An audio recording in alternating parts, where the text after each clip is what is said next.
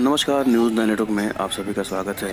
Plus party की supremo Pushpam Priya Chaudhary आज सिवान पहुंची थी।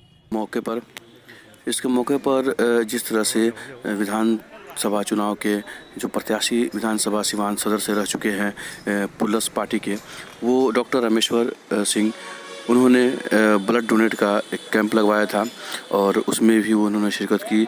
और हालांकि हार जीत पर कई सवालों का जवाब उन्होंने बेधड़क दिया। आइए सुनते हैं कि पुष्पम प्रिया चौधरी ने और क्या कुछ कहा है। हमारे जो प्रत्याशी रहे हैं यहाँ से डॉक्टर साहब, उन्होंने लगवाया है। उनकी ही नेतृत्व में ये अच्छा काम, ये नेक काम हो रहा है, इसीलिए यहाँ आए। चुनाव से पहले जैसा आपको समर्थन मिल रहा था, लेकिन चुनाव का रिजल्ट आने के बाद वैसा समर्थन नहीं मिला, क्या कहेंगे? समर्थन एक बहुत ही सब्जेक्टिव बात होती है, पहली चीज तो वो है। और चुनाव के निर्णय से समर्थन मिल रहा था या नहीं मिल रहा है का सिर्फ जांच नहीं हो सकती। इसका कारण ये है कि चुनाव जीत और हार बहुत कारणों से होता है। बहुत सारे कारण हैं जो कि 24 घंटे पहले भी बदल जाते हैं। तो उसकी वजह से मैं आपके माध्यम से बाकी लोगों को भी कहना चाहूँगी कि उसकी वजह से निराश नहीं होना है।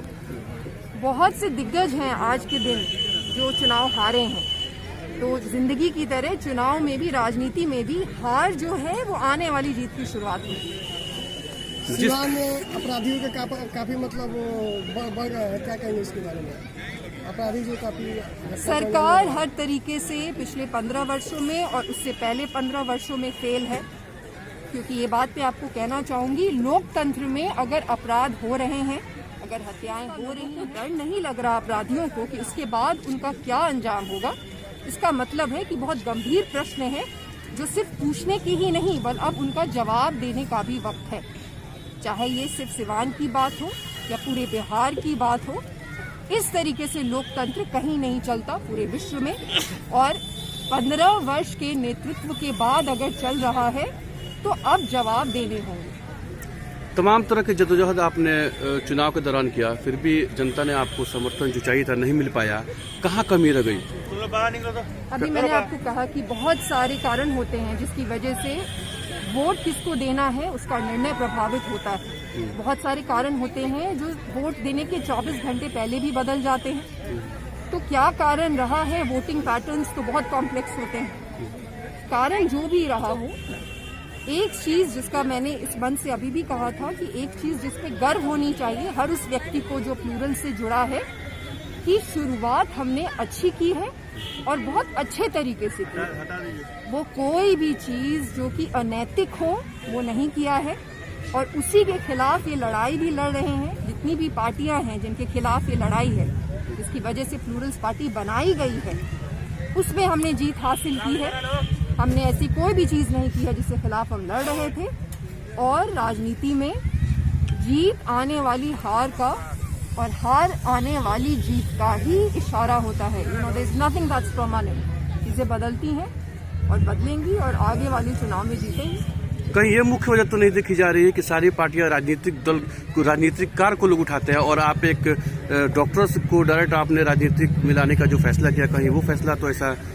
देखिए, राजनीति मतलब नीतियां बनाना होता है। नीतियां बनाने के लिए राजनीति होती है। डॉक्टर जो है वो स्वास्थ्य संबंधित चीजें जितने बेहतरी से जानते हैं, वो हमारे समाज में जो क्रिमिनल्स हैं, जो मर्डरर्स हैं, जिन पे इतने सारे संगीन अपराधों के इल्जाम लगे होते हैं, वो तो नहीं जानते होंगे।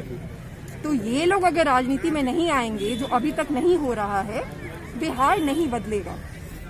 यही सच्चाई है। अब इसको जिस तरीके से समझा जाए, और मैं ये मानती हूँ कि हम सब ये बातें जानते हैं, नीतियां निर्माण जरूरी है। सिर्फ चुनाव के दिन चुनाव जीत जाना और हार जाना ही नहीं होता है राजनीति। तो ऐसे लोगों को आने की जरूरत है जिनको कि जीतने के बाद वहाँ पे बैठ के कुछ करना भी आए, सिर्फ बातें बनाने से ज्यादा।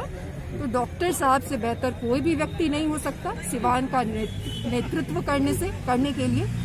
और सिवान के लोग कब निर्णय लेंगे, क्या निर्णय लेंगे, वो डिसाइड करेंगे। और मैं ये मानती हूँ कि अगली बार उनको चुनेंगे ताकि हमारे सिर्फ सिवान की ही नहीं बल्कि बिहार की भी जो भी स्वास्थ्य संबंधित नीतियां हैं वो बेहतर बने, अपराध खत्म हो। और जितने भी आप लोगों को आज प्रश्न पूछने पड़ते हैं उसकी संख्या बहुत ही कम हो जाए। चुनाव में सुनने में आया कि आप बीजेपी की बी टीम बनकर के उभर रहे थे, नीतीश कुमार के हराने में भी आप लोग की पार्टी का बहुत अहम भूमिका रहा है, इस पर क्या कहेंगे? मैं बिहार वासियों को कहूंगी कि अपने दिमाग का उपयोग करने की जरूरत है।